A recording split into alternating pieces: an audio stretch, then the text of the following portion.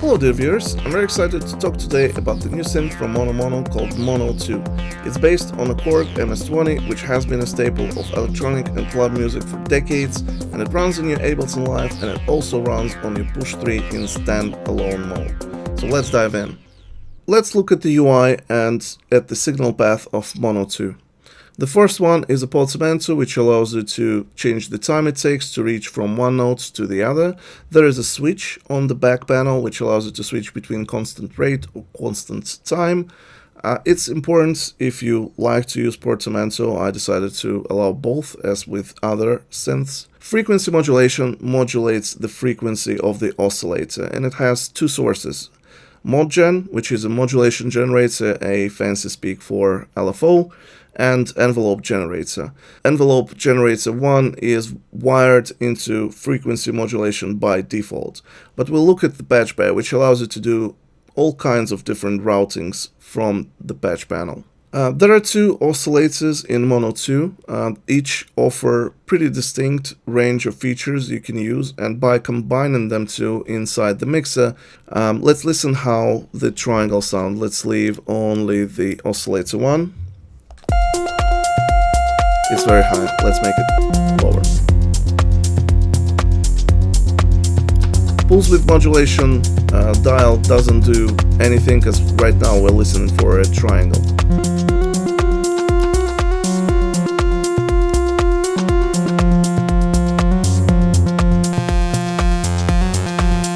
Buzzy sawtooth.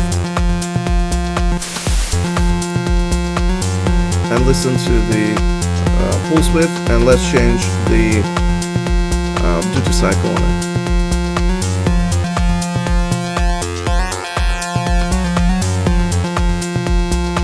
And noise, which basically is a white noise with a little bit of filtering on top.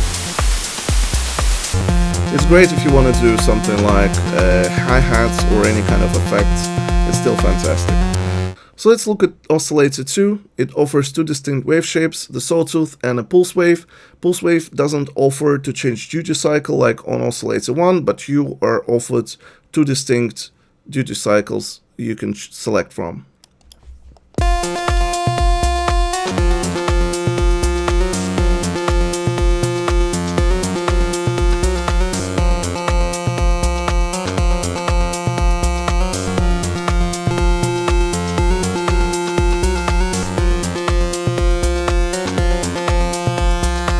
There is also a pitch dial, which allows you to change the pitch from -12 semitones to +12 semitones, and you can mix between two oscillators to get a really interesting sound. So let's try that.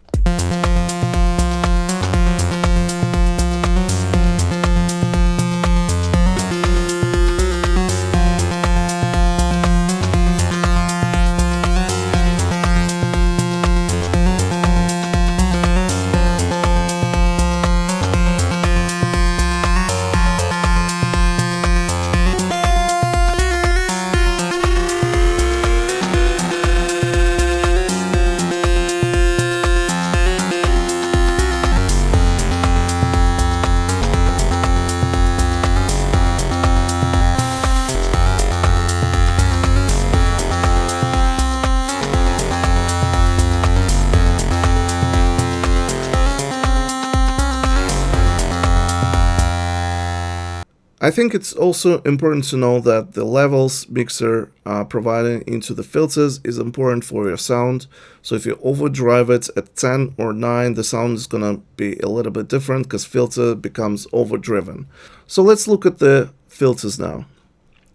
We've got a low-pass filter and a high-pass filter. And despite their position in the UI, the signal flow is high-pass going into low-pass.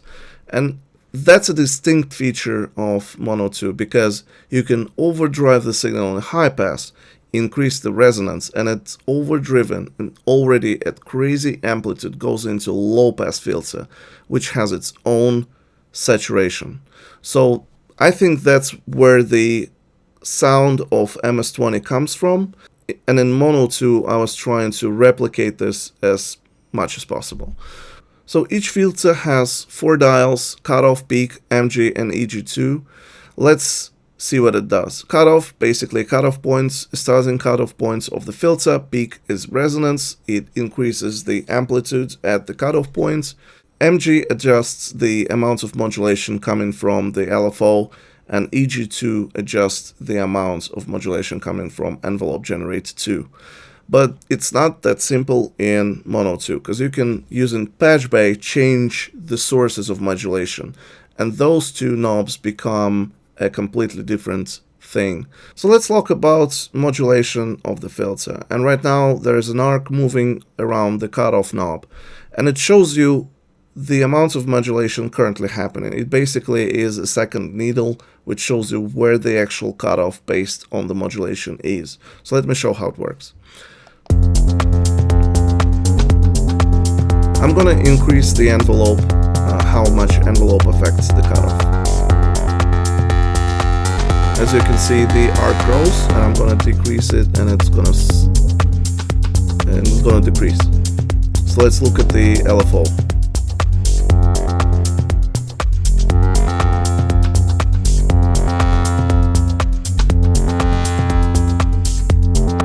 As you can see, it goes to both sides, so it shows you where the modulation comes from, a LFO and envelope generator. And we're going to talk about the modulation arc a little bit later when we'll talk about Patch Bay. By default, Mono 2 has specific routings going from different parts, different sources. But using Patch Bay, you can actually change those sources of modulation, and those two dials become amounts for those sources. We're going to demonstrate it later. Let's look at the resonance at the moment.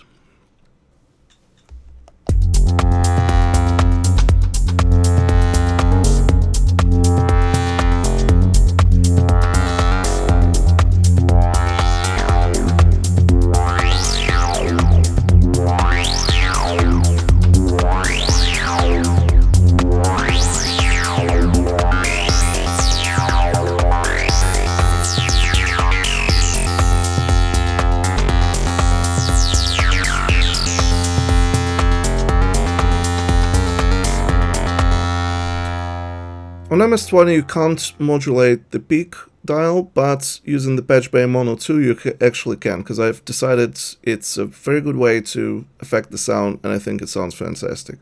We're going to talk about later. So let's listen to the high-pass filter and how it sounds.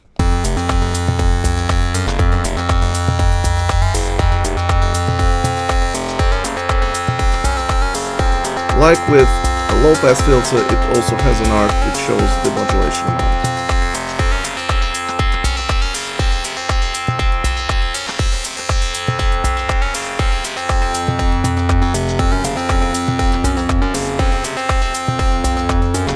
Let's increase the resonance.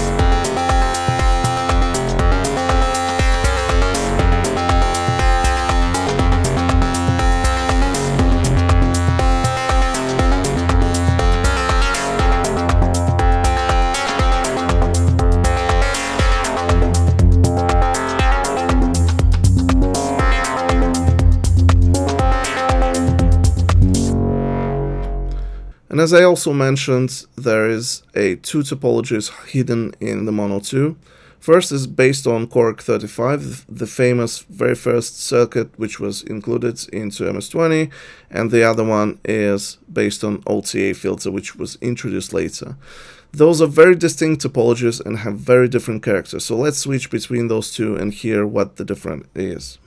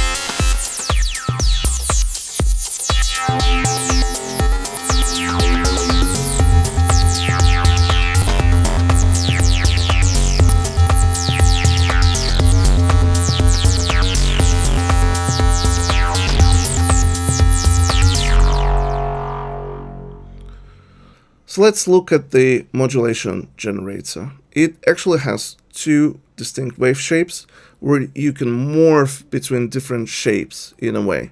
So the first one is falling sawtooth, triangle, and rising sawtooth, and the other is the pulse wave where you can modulate the duty cycle.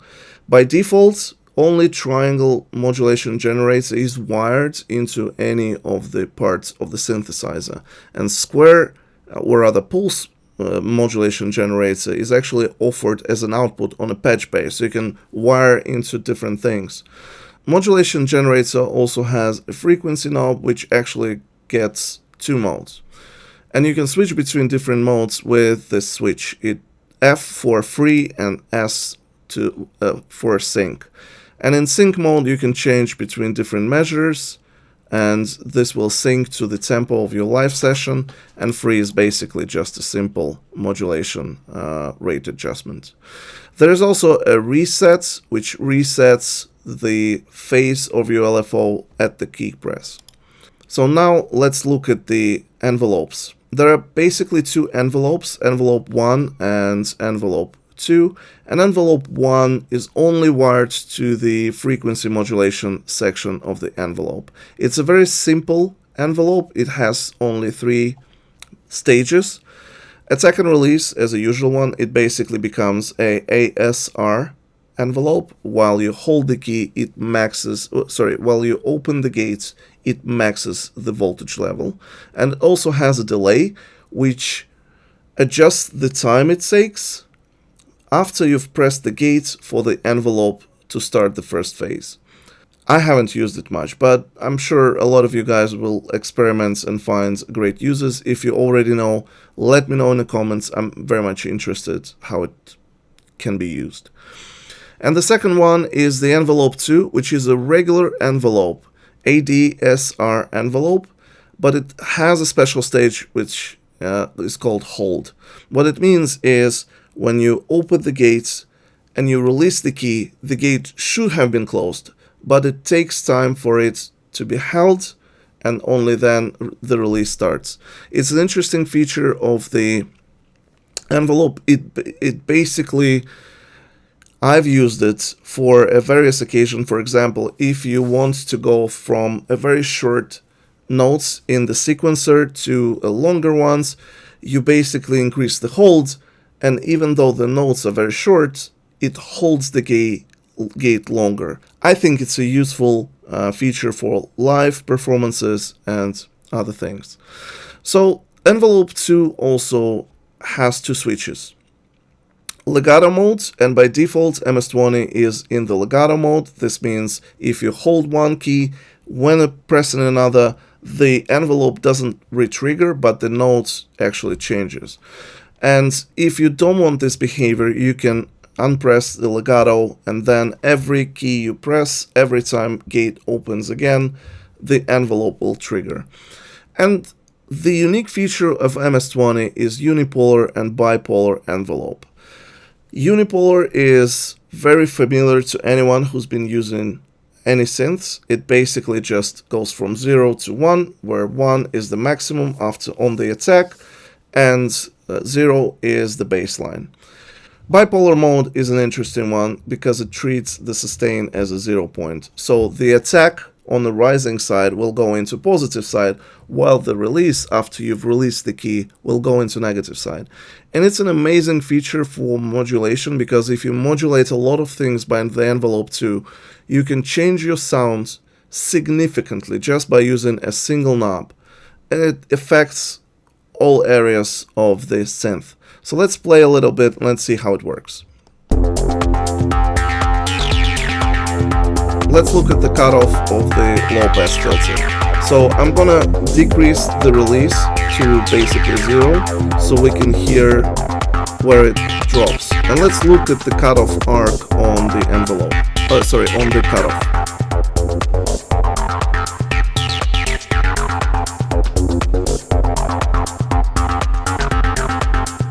So as I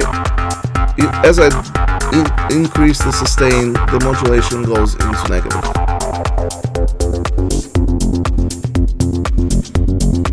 And if I decrease sustain, the modulation basically goes into positive because the envelope 2 becomes an ASR envelope. Sorry, ADR envelope.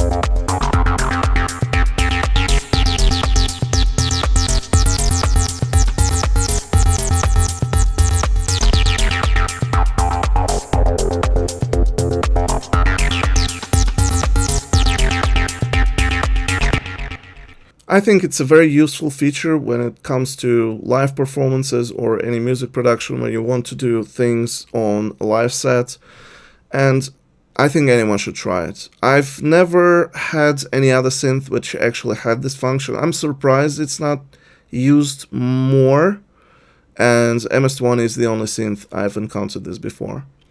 So take your time to get used to it, play around with it. It's an incredible thing, very deep, so just give it a chance. So let's now look at the unique feature of Mono 2. It's a patch bay. And if you click on this Mono 2 logo or Mono logo at the right corner, you will find a new panel which features the Portamento settings, a patch bay, pitch modulation for your controller, pitch modulation amount, I must say. And there is also a pitch wheel, aftertouch, and MPE modulation amounts which you can adjust, and your controller and your synth will react to your controller MPE. So let's look at the patch bay really quickly. It's pretty sophisticated, but once you get used to it, it becomes a second nature of your performance. It offers a bunch of outputs and it offers a bunch of inputs, and you can connect inputs to outputs. So the sources of modulation change from what is wired by default. Let me give you an example. So all the outputs are marked with filled rectangle behind the labels, and all inputs has just a clear labels. And if you start to drag one socket to the other, you will see that the jacks you can connect this cable to are highlighted. So let me show you how it works. We'll do something really simple. So by default, for example, peak doesn't have any modulation, and on Mono 2 I've made an input which allows you to modulate the peak for both filters.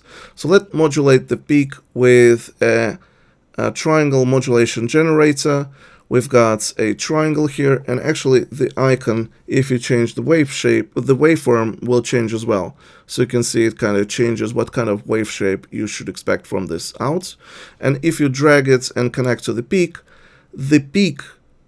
is being modulated by the modulation generator. Let's see how it looks in the UI. So you can see our peak shows a different icon and a color, and it distinctly says the peak is being modulated. You can see the arc has appeared here. You can still adjust the amount of, the default position of peak, and the needle in the blue on the arc will show you what the final result of the peak is considering the modulation. So let's hear how it sounds.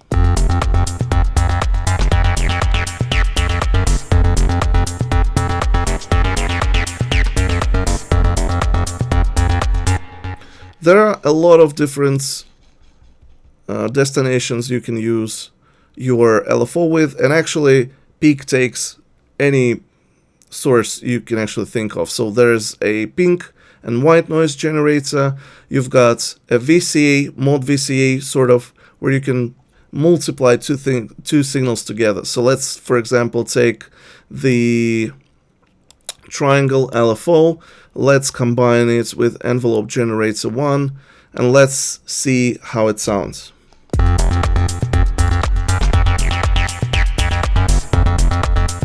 We're going to change the attack of envelope generator 1 so they are multiplied and the overall kind of distinct thing is changed.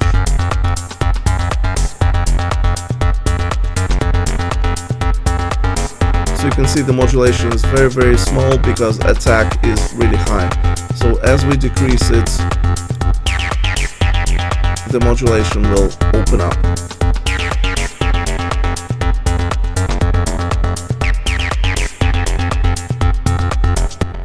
So let's look at something else. On the VCA, you can also change the amount. So if the modulation is too big, by decreasing this dial, the modulation will change. As you can see, it became smaller because we changed the amount. And you can actually patch the whole patch bay from your push controller. I forgot to say that it runs on push 3 standalone as well, so you can run it in standalone mode and also change the patch bay to whatever you want. So let me actually show you how it works on the push 3. Let's open the patch bay and let's connect the low pass frequency to, let's say, a negative envelope generator 2. So we need to find the filter, low pass filter in, and we're going to change to different sources. And that's actually the interesting one. Let's talk about sample and hold. So what sample and hold does, it samples a voltage at certain points where you clock it, and it outputs this voltage to any source. And you can use it for a lot of things. It's basically a random voltage generator. On the MS, I gotta be honest, on the MS-20, it's not actually sample and hold, it's track and hold, which works a bit differently. I've decided to actually refactor it to sample and hold because it's what most modern synths do, and that's what most users expect. So by default, sample and hold takes 2 inputs, and they are wired by default to take a noise in the in, and clock comes from the keyboard. So every time you press open a gate, it samples the voltage and it outputs from the out. So let's look at how cutoff looks with random voltage. Let's actually decrease the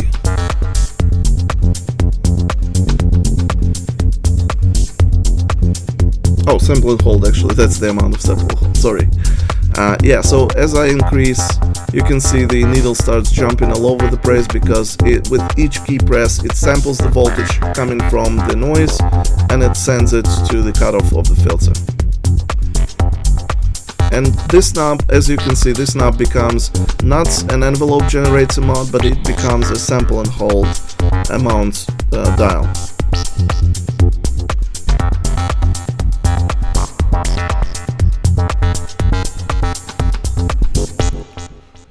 Let's talk briefly about the paraphonic mode, which is included in one of the presets. It's actually one of the best highlights of what sample and hold circuit can do, because it samples the key press, the notes you're currently pressing on a key. The same key press triggers the sampling, and then it sends to a single oscillator rather than 2. So what happens when we hold one note and playing one note and playing another note,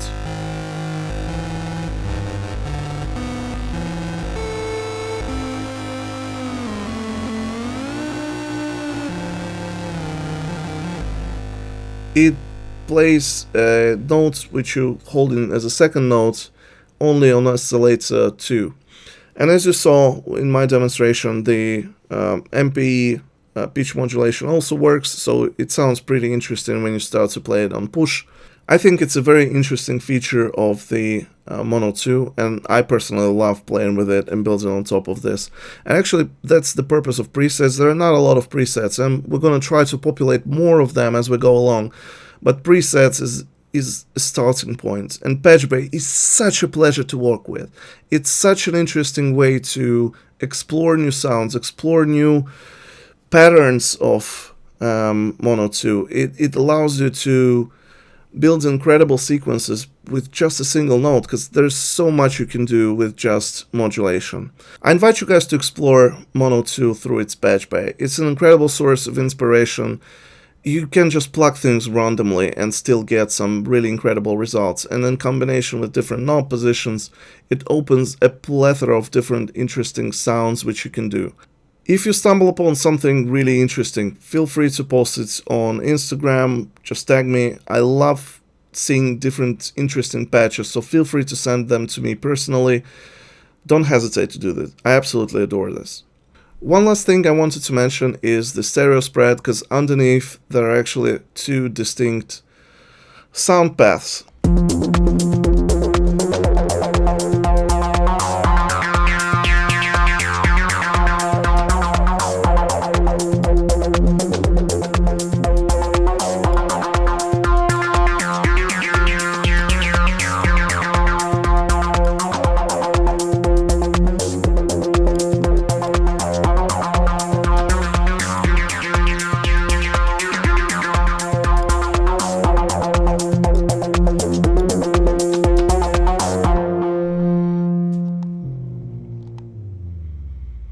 Thank you so much for staying with me. Mono 2 is available on sale on August 18th on Isotonic Studio Store.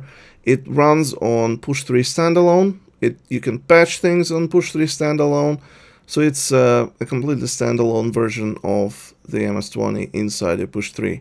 I really appreciate you listening to me, and hopefully Mono 2 is going to be one of the tools in your arsenal, and I'll see you in the next video.